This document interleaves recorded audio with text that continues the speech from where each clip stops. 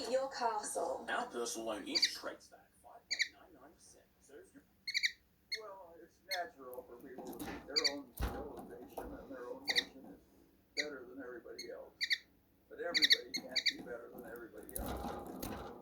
You're right that China's economic record among the big nations is the best ever existed in the history of the world. And that's very interesting. A lot of people assume that since England led the Industrial Revolution and had free speech early, that free speech is required to have a booming economy as prescribed by Adam Smith. But the Chinese have proved you don't need free speech to have a wonderful economy. They just copied Adam Smith and left out the free speech, and it worked fine for them. As a matter of fact, it's not clear to me that China would have done better if they'd copied every aspect of English civilization. I think they would have come out worse because their position was so dire and the poverty was so extreme. They needed very extreme methods, totalitarian methods, if you will, to get out of the fix they were in. So I think what China has done is probably right for China. And that we shouldn't be so pompous as to tell the Chinese they ought to behave like us because they like ourselves, because we like ourselves and our system. It's entirely possible that our system is right for us and their system is right for them. Warren Buffett's right-hand man, Charlie Munger, loves China. As you can see from his latest daily journal portfolio, he particularly fancies Alibaba. The troubled product and tech giant represents the third largest position in Munger's extremely big portfolio, at a market value of over $37 million. That's 17.6% of the whole portfolio. This video uncovers why Munger is going all in on Alibaba at a time when many of us look forward to uncertainty. Let's get into it. First and foremost, Munger is a classic value investor. At the end of the trading day, he wants to hold high-quality companies that are underpriced below intrinsic or book value. Debate continues over if Alibaba is that high-quality company to invest in, but there's no denying that it's a high revenue generator. Alibaba is responsible for $1.2 trillion of gross merchandise volume per year. The company attracts over 891 million active annual customers on their various platforms in China. Alipay, an app that transfers money through digital payments, has more than 1.3 billion annual active users. To put that number into perspective, there were 186 million Twitter users in 2020. So we are talking over 9 times as many users as one of the most popular social media websites in the world.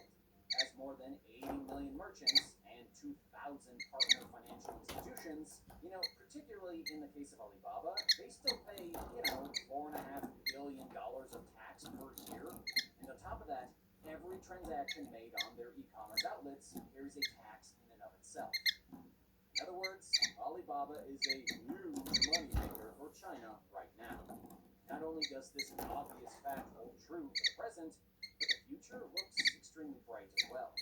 If we look at China's production abilities on the whole, the United States' own Congressional Budget Office estimated this year that China's economy would expand from 70% of the U.S. GDP in 2020 to 76% in 2025, and more than 85% in 10 years.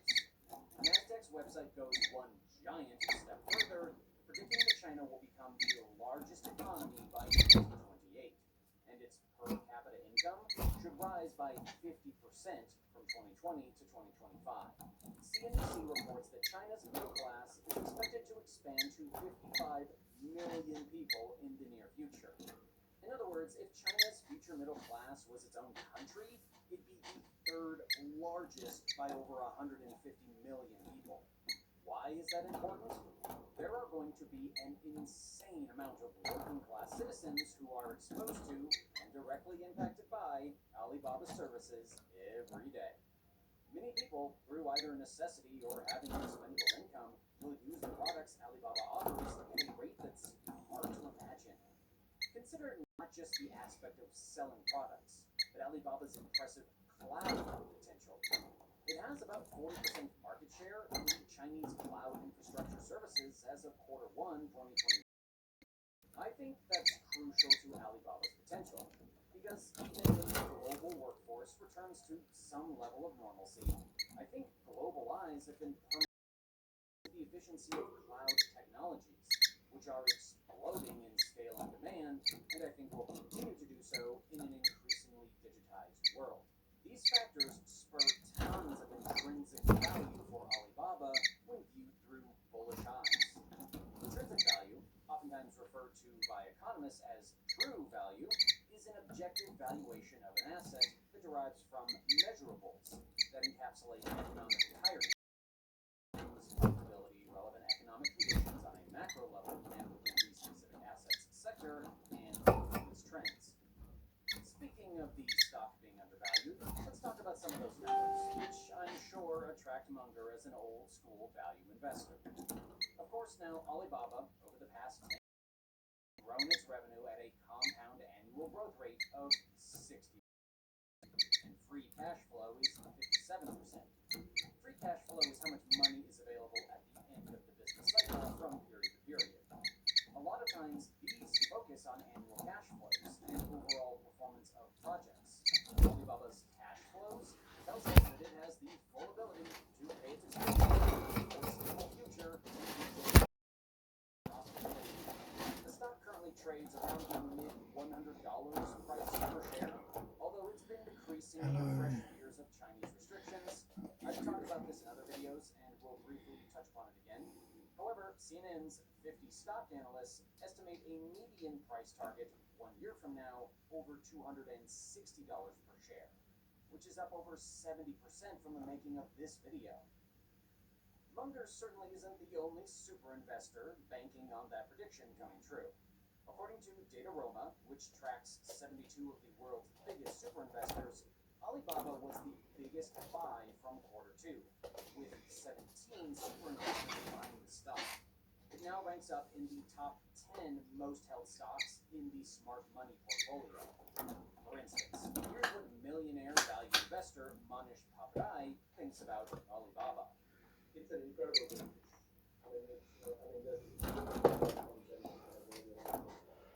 The ecosystem and the moat and what they control and all of that. Look at the tailwinds in China.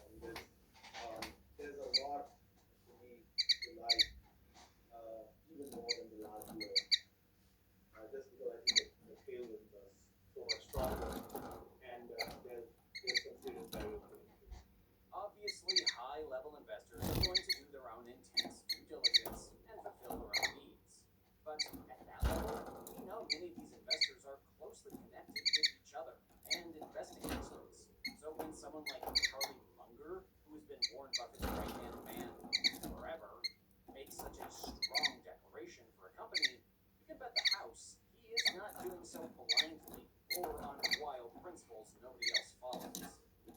Of course, that doesn't stop those of us with far smaller bank accounts and influence from reasoning that there is way too much volatility stemming from regulation risks and lack of trust to invest in Alibaba right now. Even if we push China's feud and ensuing tight restrictions on Alibaba aside, there's the issue of even trusting Alibaba's performance numbers. China doesn't even let United States auditors audit a Chinese national company. However, Alibaba maintains a pretty solid reputation, backed in investments by